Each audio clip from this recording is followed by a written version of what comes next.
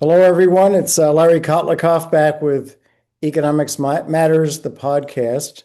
I'm delighted, truly delighted to have Paulo Nogueira Batista. If I didn't say that right, Paulo, you're going to correct me, okay? New Jersey has ruined my ability to pronounce foreign languages, but anyway, and names.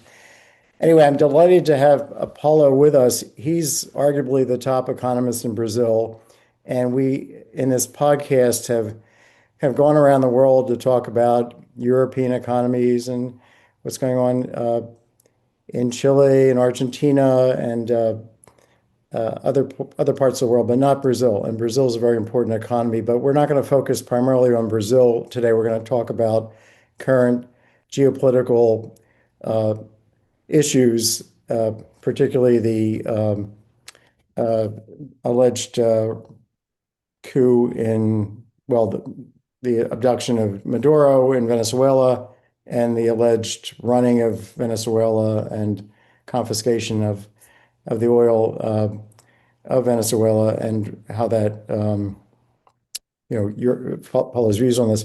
But I wanted to stop for a moment and have you just give a brief background, brief bio to everybody, because it'll take me longer than you can produce. Let me just focus on the recent things. I was Brazilian executive director at the IMF in Washington for 8 years, and I moved from Washington to Shanghai to be one of the founding members of the BRICS New Development Bank. And after 2.5 years in Shanghai, I came back to Brazil, where I worked mainly as a researcher and also as a participant in public debates in Brazil and outside Brazil. Right. And in terms of your education in economics, it was at Católica University in Rio That's right. and then LSE, right? LSE, yeah, right. Yeah.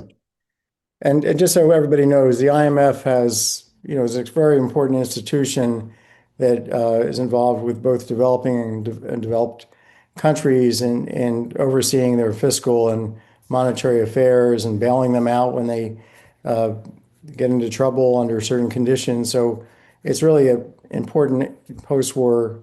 It was set up after World War II alongside the World Bank. And to be the executive director for about 8 years is a very important role. Paulo represented Brazil, but many other countries in South America during this period. So, and he had a big influence on the IMF's operations and changes in the way they were operating, and certainly getting the developing world to have more influence on what was happening at the IMF, right? Well, I would say that my influence was not that big because the developing countries, the emerging market and developing countries do not have enough voting power in the IMF to become large influencers of the actual course of events. In fact, I think the IMF has two faces. One face is technical, economic. You have a team of economists, well prepared. They investigate, they do surveillance, they do conditionality for lending, they supervise economies in detail, in rather extensive detail for some countries, the larger ones. But the IMF is not only technical, it's also political, and in a bad sense of the word, because the West, the US and Europeans, chiefly in the case of the IMF, they use the IMF as well as the World Bank as a political instrument to favor countries they like, that cooperate with them, and to discriminate against those that don't. So a significant part of my 8 years in the IMF was an attempt, together with other directors that represented emerging market and developing countries, was an attempt to change this, to make the institution look more like the 21st century. We had some success initially, let me tell you, because of the crisis in the US financial system that broke out in 2008. The US and Europe needed international support through the IMF, including, and there was more willingness to listen to us. We did make some progress. But after the crisis subsided in the US and Europe, we were back to the situation where any fundamental changes were simply stonewall. To give you an I see. idea of how serious that is, in the last 15 years, absolutely nothing has happened of consequence in terms of IMF governance. And this is no accident. It's not bureaucratic inertia. It's political willingness, unwillingness on the part of the United States and Europeans to contemplate anything that would relax their hold on the institution. So there's an increasing discrepancy in the institution, in how it is structured, and the reality of the 21st century. We wanted to move the IMF into the 21st century, but the US and the Europeans are determined to keep it in the 20th century. So, okay, so if you had had, let's say, a different structure, the structure that you would, propose, prefer, what would the behavior of the IMF, how would it have differed in recent decades? What do you see the IMF doing wrong? What should it be doing? Well, for example, the IMF, as well as the World Bank, they operate in the following fashion. If there's a country in need of support, financial balance of payments, this country will receive support, sometimes without many questions being asked, provided that it is geopolitically aligned with the West, with the United States and Europe. On the other hand, a country may be in dire need of support, balance of payment support, fiscal support, and it will have no access to any support from the fund or the World Bank if it is not aligned with the West, geopolitically speaking. So, for example, Ukraine gets all it wants from these two Bretton Woods institutions, with little questions asked. Serbia will not get any substantial support, if any, because of its perceived links to Russia. So there's no even-handedness in treatment. And that's pretty serious for an international organization.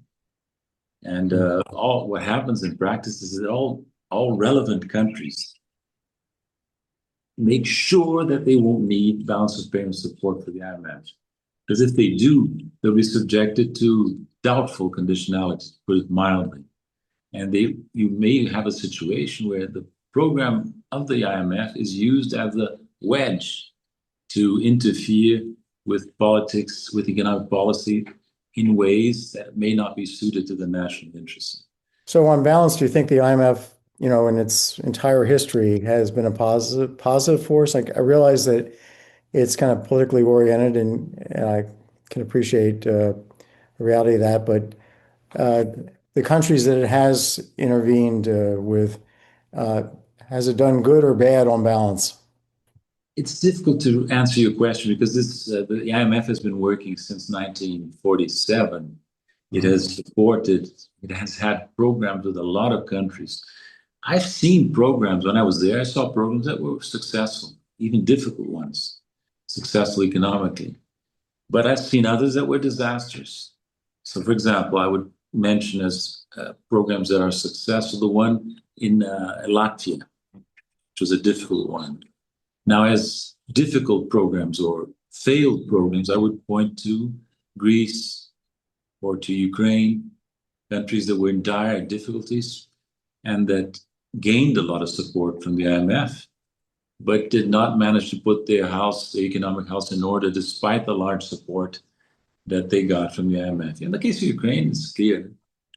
It's a country at war. In the case of Greece, there was a lot of difficulty for Greece to adapt to the rules of the euro area, and it nearly left the euro area, as you know. So now Greece seems to have turned a corner of late. I was there in September and talked to the former, I guess one of the members of the current labor minister, and maybe the impact of the IMF's intervention, maybe not so much the use of the money, but the thrust of the ideas of how to run the country took hold over time. I mean, it's possible, right? The IMF's involved in lots of discussions with policymakers who are coming in and out of government or just advising from the sidelines. So maybe that's the biggest role of the IMF, which is the advice, uh, the generally good economic advice that it's providing. No, I don't doubt that. I want to stress, I don't doubt the fact that you have a lot of competent people in the staff of the IMF. No doubt about that. It's a Yeah. quite large staff of basically economists, well trained, and they do good jobs. I think the reports and the papers and the policy briefs that the IMF produces on a regular basis are a source of information, a source of analysis. What I'm trying to point out is that beyond this technical aspect, there's a political imbalance in the institution. So let me give you just one example. Okay. If you examine carefully the way the IMF over the years has analyzed Chinese economic policy, in particular exchange rate policy, you will detect, if you are balanced in your in your reading, you will detect a bias against China and a bias in favor of the views of the US Treasury. What is the US doing to this day, since my time there? I left the IMF in 2015. We're in 2026. What has the US been doing with respect to China? It continues to press China to allow its currency to appreciate. And China is very cautious about that. It's not willing to allow a big appreciation, and I can understand that. So you have all these calculations which are technically debatable, let's say, about undervaluation of the Chinese currency. The Chinese don't simply do not listen to this because they look at their own national interest and they don't need money from the IMF, as you know. So, Right. so China is independent, and as an economist, I always thought that there was a bias against the views of the Chinese authorities on this crucial issue. Remember going back very briefly on history to the 1980s. Remember that the United States managed to regain ascendancy by pressuring, forcing Germany, and especially Japan, to allow substantial appreciation of their currencies with respect to the dollar. In other words, to allow a planned devaluation of the US dollar and recover competitiveness for the United States. Now, this was disastrous for Japan in particular. It Yeah. opened an era of low growth after a financial crisis occurred. Now, China, I've been in touch with the Chinese officials for a long time now, and China is very careful in its examination of the economic policies of other countries. And I will tell you, to follow, China will not accept to follow Japan's route. China will not allow its policy on exchange rate and on any fundamental aspect of economic policy for that matter to be guided by the IMF's advice, by US views. And So let me just ask you on this. I've always wondered whether the exchange rate setting, the price level in the both countries can adjust, and theoretically, a floating exchange rate versus a fixed exchange rate system should produce the same outcome if everything, is flexible in terms of markets. I presume you're thinking that that's not the case in the real world, that these exchange rate policies aren't offset by price level adjustments so no, that I the exchange understand rate your view. is independent. Yeah.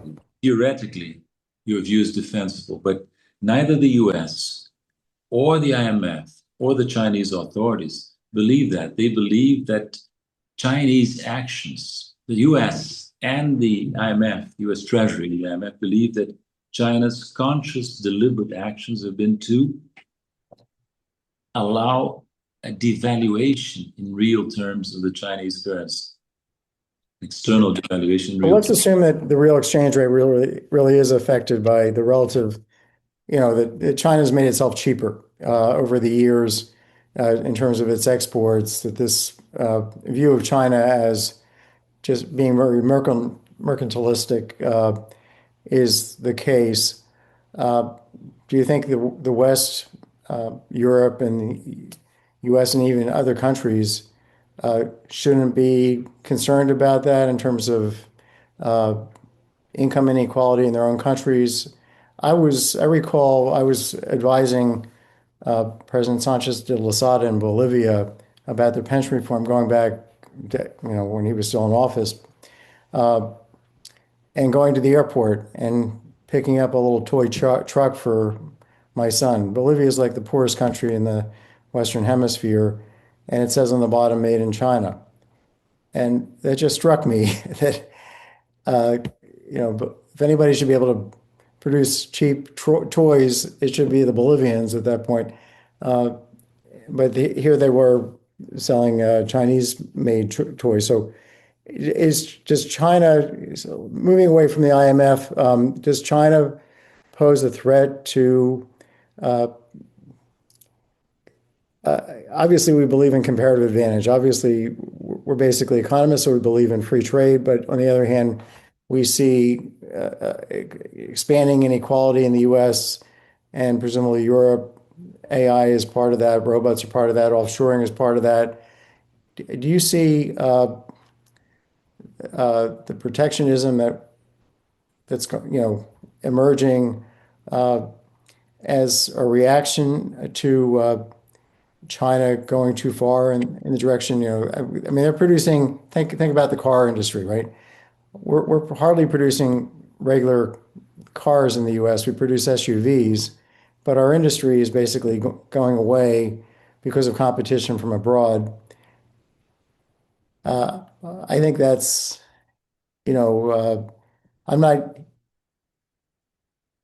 I think we'd better to retrain people and move them out of the auto industry to the extent that that's the uh, efficient economic outcome. We shouldn't be paying like twice for electric cars what we can buy from China at this point. On the other hand, if China is going out of its way to get rid of our electric car, I mean our automobile industry, and that uh, produces political upheaval in the U.S. or reactionism, uh, that also is tricky. Now, you're right. I agree with you in large part. I'm not trying to say that Chinese success in terms of industry, in terms of international trade, is due only to exchange rate policy. There's been immense technological progress in China over the last decades. Their competitiveness is not spurious. It's guided by a plan, a development. Now, there are two questions here. One is the exchange rate, and the other is appreciation.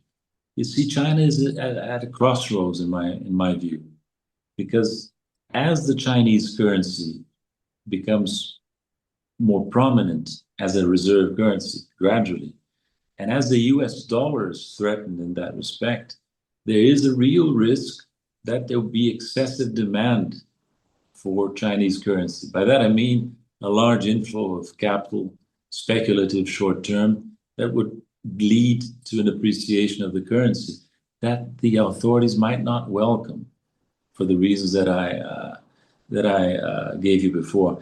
Now, what can China do? Let's say just for, I'm not predicting anything, but let's say you have a new major financial crisis in the United States.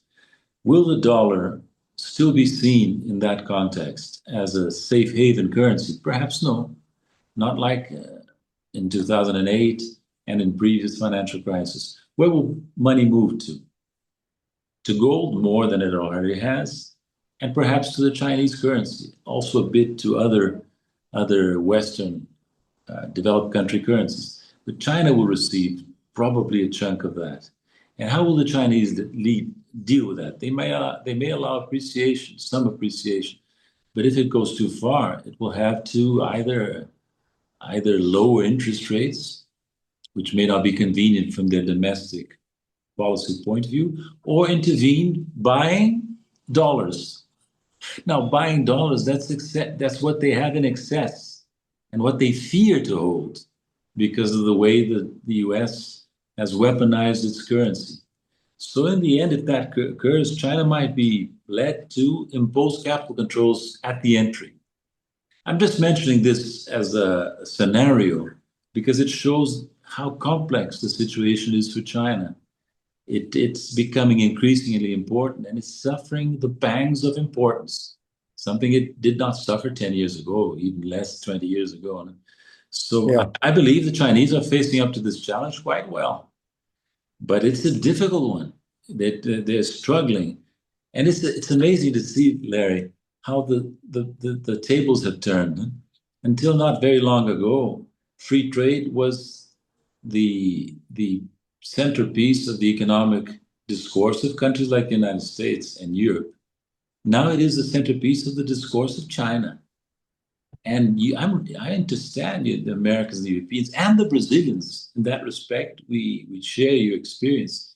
We have deindustrialized at the hands of Chinese competitiveness. And we need, I understand Trump's administration goal to contain the damage that Chinese exports do to the industrial base of the United States, including for Yes. security reasons, as I think he's also acknowledged publicly. No?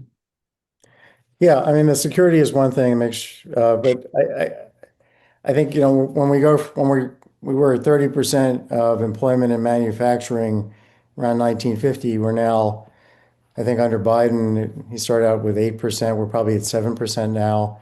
The idea that we're going to become a great manufacturing country that we can compete with China at this point, that horse is out of the stable. I think we have to think about improving the educational system in our country and looking a lot more like Switzerland, Sweden, Denmark in terms of they're able to maintain a much more equal society uh, and uh, and a fiscally sustainable society uh, compared to what we're doing. I think just because of domestic policy so I think this idea that we should be blaming everything on China, I think that's just a scapegoat. And uh, in general, let's just talk about Trump's policy, vis-a-vis Brazil, but also vis-a-vis other countries in terms of tariffs. How do you see Trump? How do you see what he just did with Venezuela? Uh, I just wrote a column about his narcissism. That it's time for everybody to be thinking about his mental health in a way that's a little different from what people have been pointing, which is whether or not he's awake or forgetful of things. But I think the narcissism is pretty clear if you compare his behavior with the actual definition of narcissism. I just wrote a column in my Substack on this, and I think narcissism can get worse. So I think every day he needs to be in the news to adore himself. And whatever he does, is all about the news. So he could be screaming at the president of Colombia one day and the next day inviting him to the White House because that's changing the news, right? So as I wrote in my piece, uh, Louis XIV said, "L'état est moi," for the state is me. For Trump, it's les nouvelles, the news, c'est moi. The news is me. And Yeah. tell us, give us your take on Trump's economic policy, and Trump's uh, international military policy, on his uh, failure to support Ukraine militarily. We're basically not providing any military support at this point compared to lots under Biden. His relationship with Russia. Give us your worldview because you're very engaged internationally as well as domestically. Look, I think we need to see Donald Trump in the context of a larger process, which is the relative decline of the United States and of the West more generally in the world. And the fact that the United States is not taking this lightly. The United States is resisting this relative decline. And with Trump, this resistance has come out into the open with a frankness, with a brutality that was not visible under previous American presidents, and not even under Trump 1, the first Trump administration. So Trump is very blatantly clear about his goal, which is to restore America's greatness. That's his slogan all the time. And I think he sees that to restore America's greatness, he needs to use force. military force, including threats, blackmail, and that's what he has been doing with tariffs, now with threats of intervention against Colombia, against Mexico, against Canada, against Greenland. Greenland is a crucial spot, perhaps, in terms of tension. So there's a lot of things about Trump that I really don't understand. You may know better than me, but just one thing that always amazes me: does it really make sense for the United States to be so aggressive and so humiliating, even with respect to traditional allies like the Europeans? That's what he's doing all the Yeah, time. yeah, Why I did think he do he's that? If his goal is to contain China, like Biden, I think he has that goal in mind. Is it useful to rupture relations or harm relations with Japan, with Europe, with Latin America, with the no, countries? no, it's bizarre behavior. I think it's sick.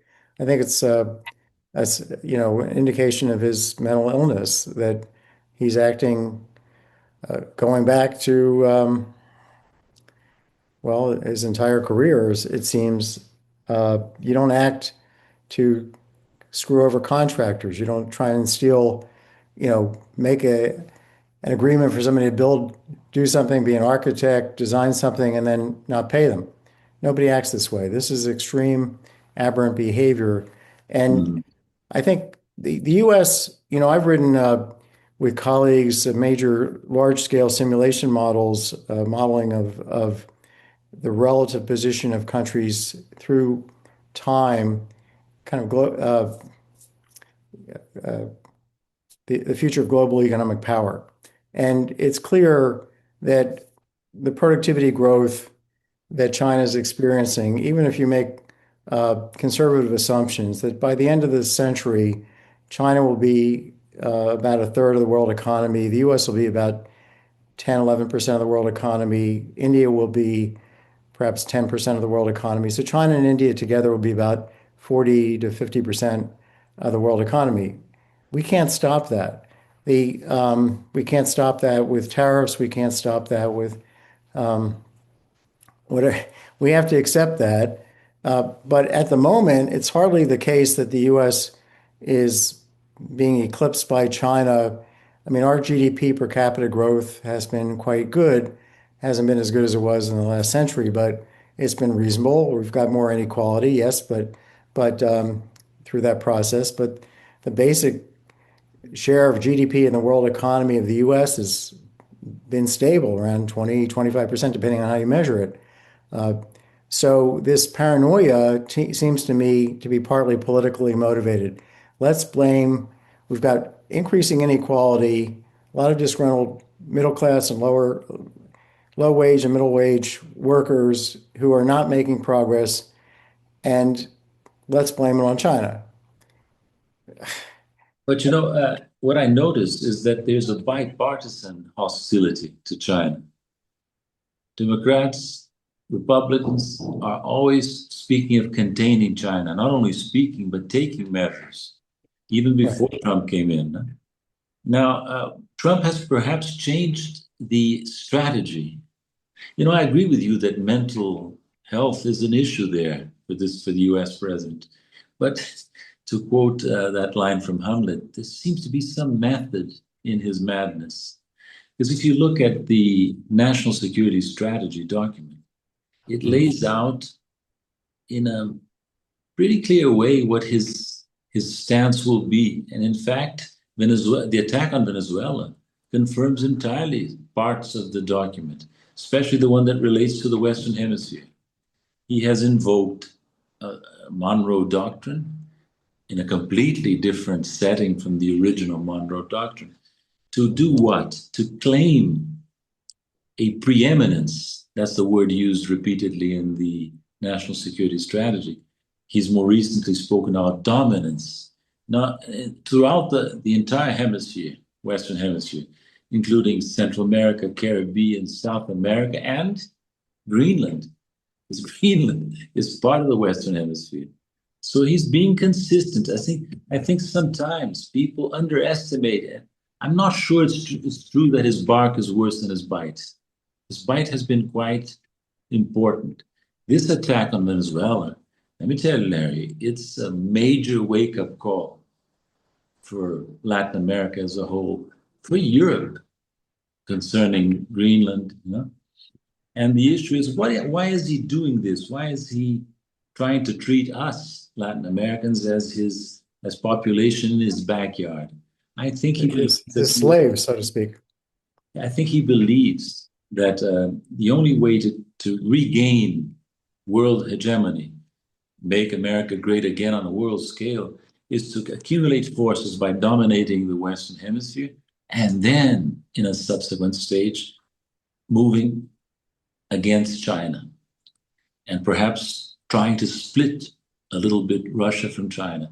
That looks it's a conjecture, you know, but I think it's a reasonable Yeah. conjecture. So I agree with everything you said, but I don't understand what moving against China could possibly, we can't stop China. China doesn't even could live without any exports or imports and grow on its own because it's such a big population. Even with the demographics, even with its declining population of about 400 million by the end of the century, it's going to be a huge part of the world GDP, Mhm. with or without international trade. So, and militarily, it's going to be equal or superior to the U.S. in terms of, and we're never going to be able to fight that war because it will end up as nuclear, uh, you know, whatever shootout, and everybody will end up dead.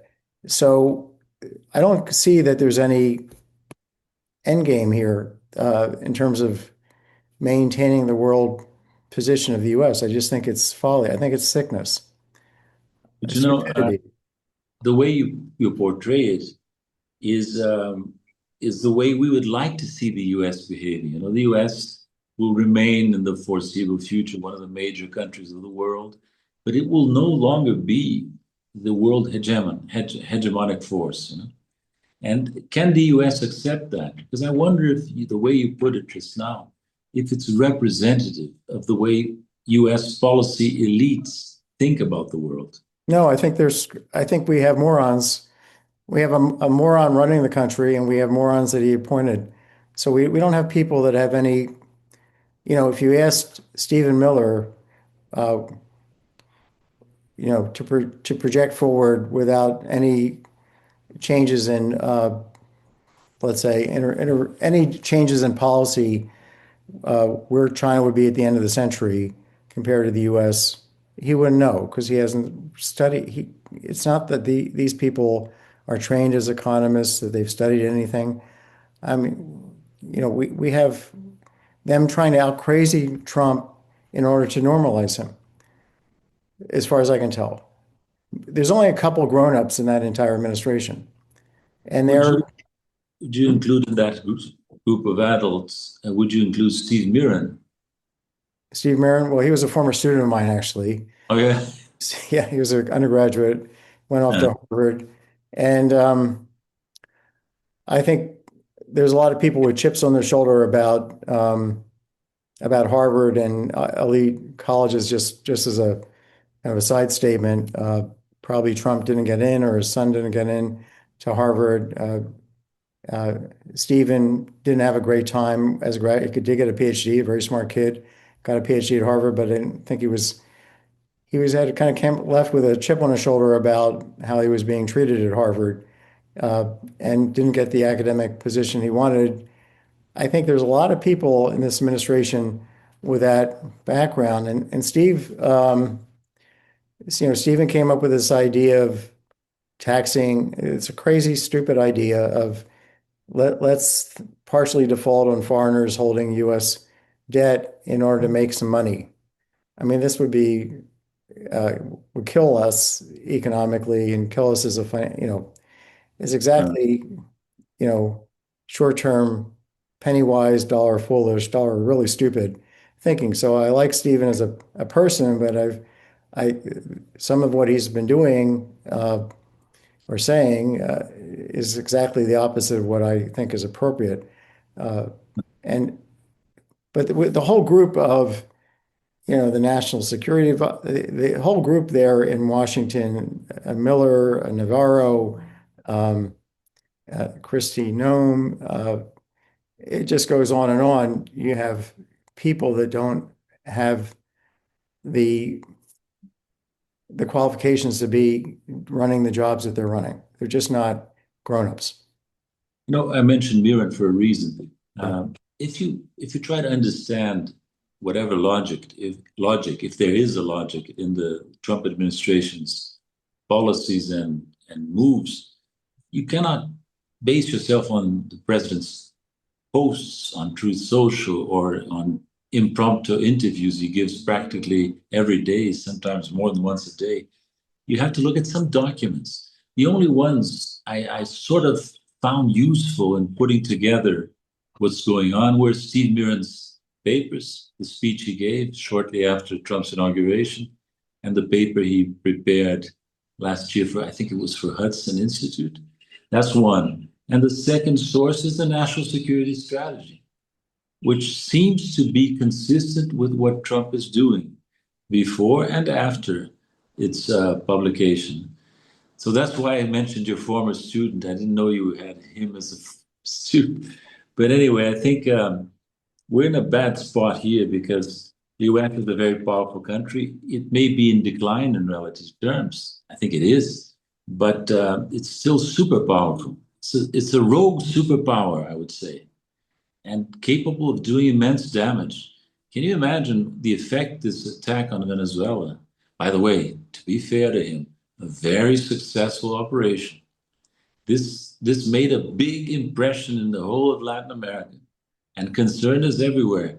I wouldn't be surprised if countries all over the world start increasing their military preparedness in light of the sort of world that the US as a rogue superpower is establishing. You see, we It might have a be, it choice. might be, I don't know the degree to which Madera was actually involved in the drug trade. There's been no presentation of here's concrete evidence, no build up to this. It's just we're going to send the fleet and and then allegations about Madera, which were probably, let's assume they're right. And let's assume he takes out a drug lord. Does that mean there's not going to be another one there tomorrow?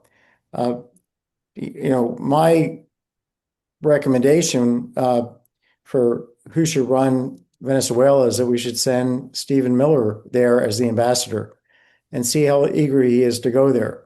Since we're running the country, he should go there and he'll be the boots on the ground, but he'll also be the biggest target on the ground.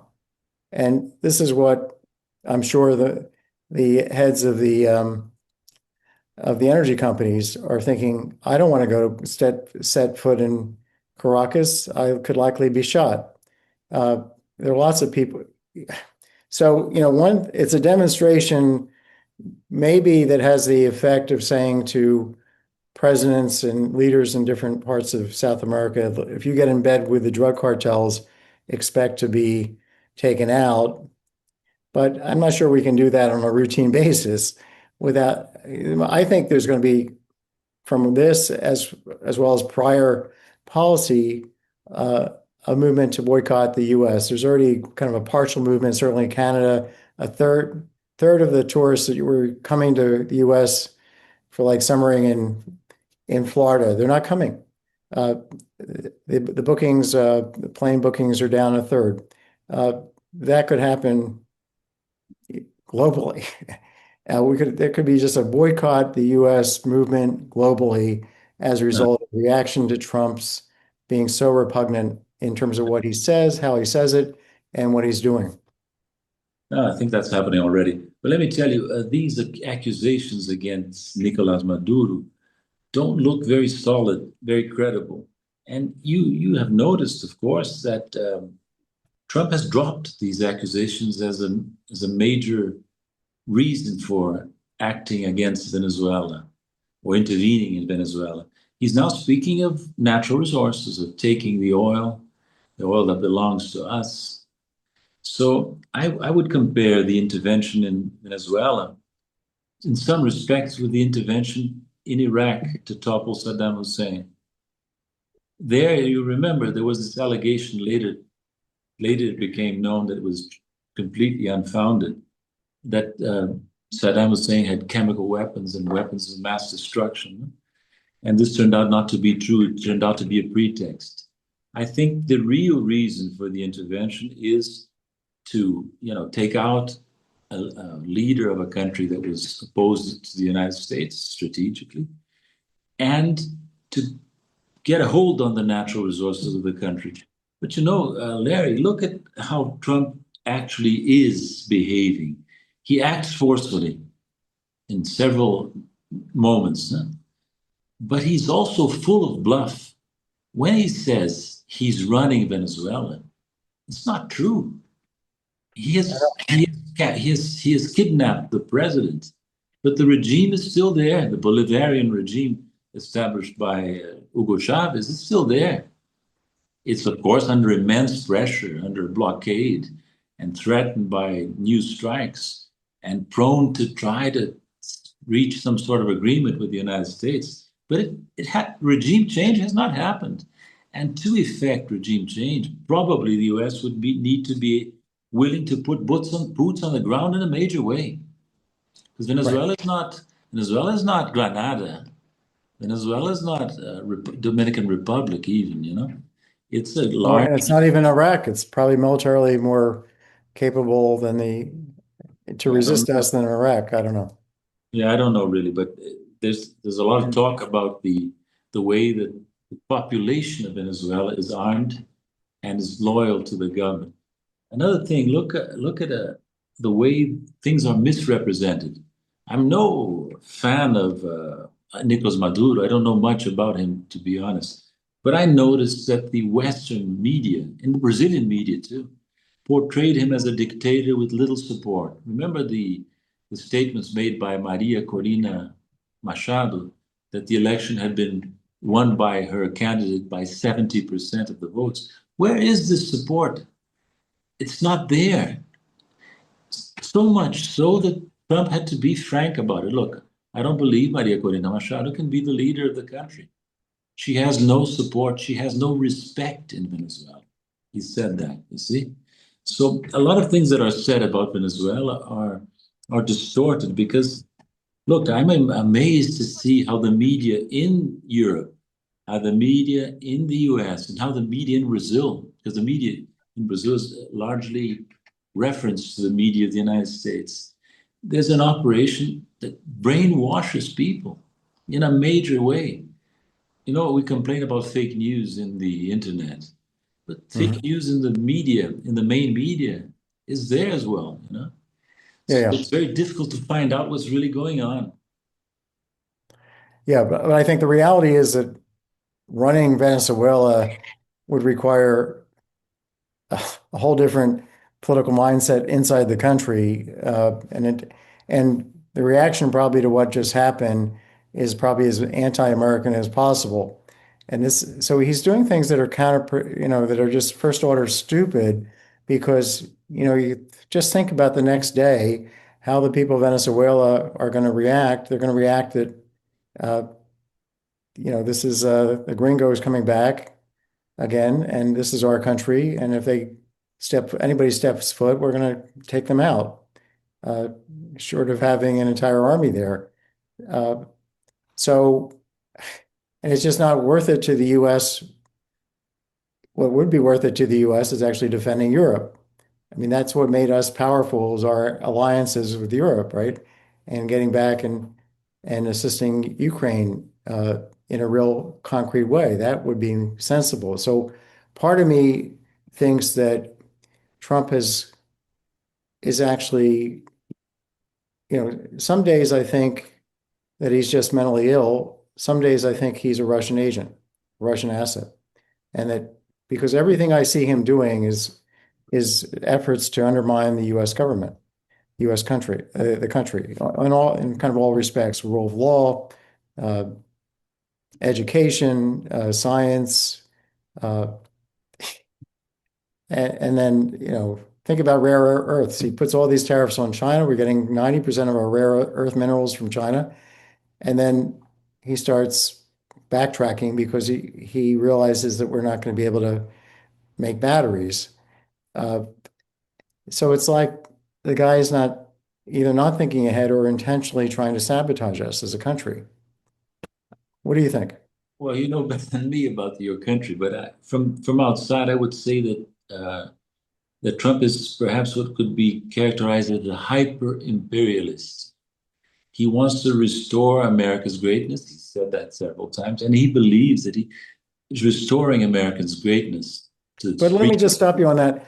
What, just because the term greatness, if you said, how do you define greatness? If you think about it as the share of GDP in the world, we're as great as ever been in in recent decades. We're about some measures 25% of world GDP. Now, after World War II, it was 50%, but obviously Japan and Europe Yeah. recovered. So where is this loss of greatness? Well, you Maybe see, our I, ability to manufacture stuff has gone down or whatever. We lost greatness in the car production, but no, you've lost greatness in industrial sectors that are vital for national defense, for national aggression, if you want. but So, that doesn't require these policies. That just requires investment in national defense and being nice to China so we get enough of the rare earth minerals to produce the weapons that we need. I don't see the argument to begin with that we're you, not great. you see, the U.S. has become unaccustomed to a polycentric world. After the Soviet Union collapsed, you had a period of about 15 years, the unipolar moment, which is very recent. This has carried over into the mindset of the American elites, policy elites. I don't believe it's true of the country as a whole. I suppose that the country as a whole has little interest in this outlook. But there's this feeling that America needs to be number one. I agree with you that America can no longer be at number one as it used to be, for many reasons, some of which you have outlined. But is it not true that a large part of the policy elite would support an attempt to sustain America's relative power, including by violence? You see, look at what Trump has announced for Venezuela. He has said that all proceeds of Venezuelan exports of oil will be necessarily deposited in US accounts, and that this money can only be used to import from the United States. And he has said, I want to reduce the presence of China and Russia in Venezuela, including through the blockade. So this amounts to what? This amounts to a restoration of colonial power, the relationship between the metropolis and the colony, Yeah. closing ports for other countries.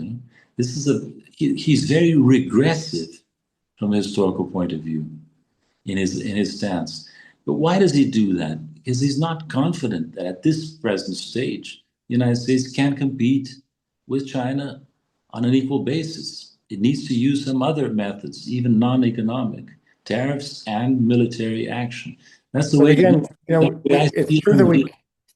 I mean, it's true that we can't compete in making leaf blowers. I've got a terrific $80 leaf blower made in China. It would probably cost $400 to have it made in the US. We're never going to be able to compete on leaf blowers, but the US GDP per capita and as share of world GDP is terrifically high compared to China. And so in no sense are we kind of losing ground to China in the short run. In the long run, militarily, we're probably losing some ground because they're producing a fleet at a faster pace than we are. Uh, but maybe the quality of our smaller fleet is higher than theirs. There's just no evidence here of any loss of greatness compared to, 15 years ago. So I think the whole thing is pretense. I think it's all let's, you know, uh, tell the story and then let's just stay in the news. And yes, it is return to colonialism, but is that actually going to increase or just what we're going to just waste resources like we did in Iraq, like we did in Afghanistan, like we did in Vietnam? We've Yeah. been involved in, I think, 150 coups or over the course of our history, interventions. It's like every year or two that we're intervening in some country. I don't think that's made us great.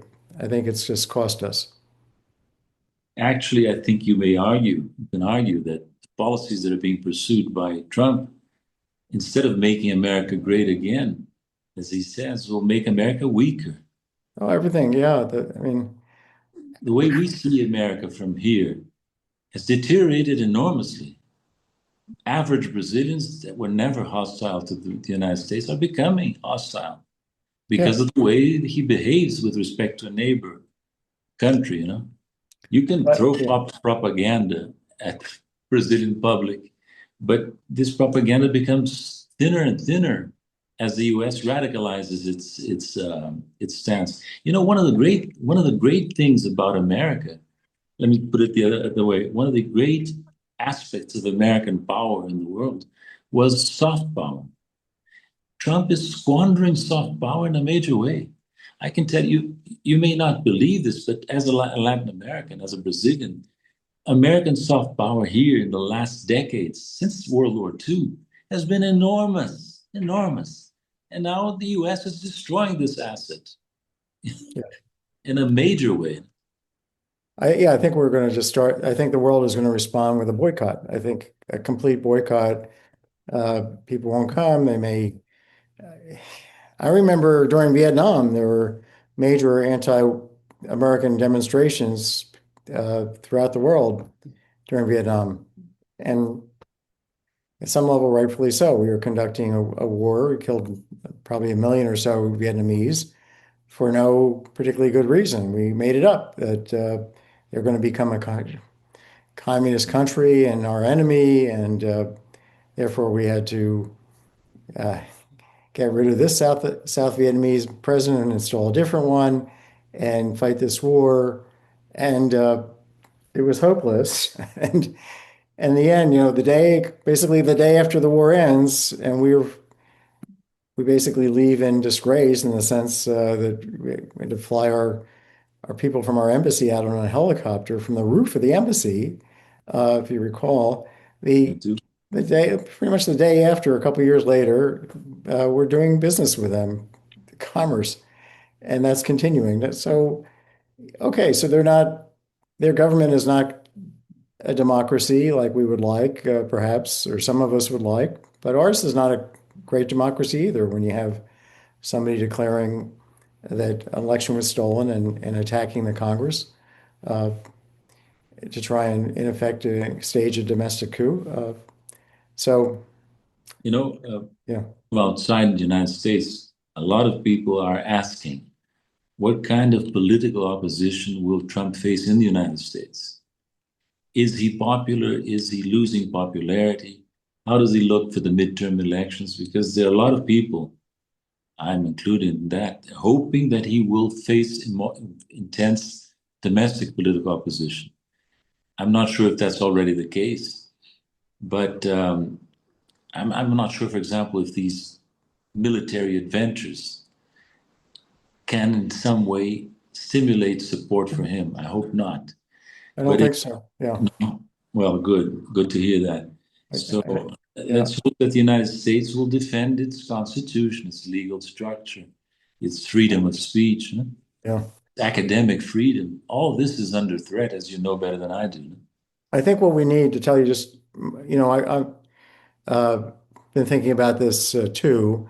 I think what's needed is a billionaire who's, uh, very charismatic, very reasonable, to start a third party and have one candidate himself, two candidates, himself or herself, and a vice president. And the vice presidential candidate should be a former military, official, like head of a Joint Chiefs of Staff.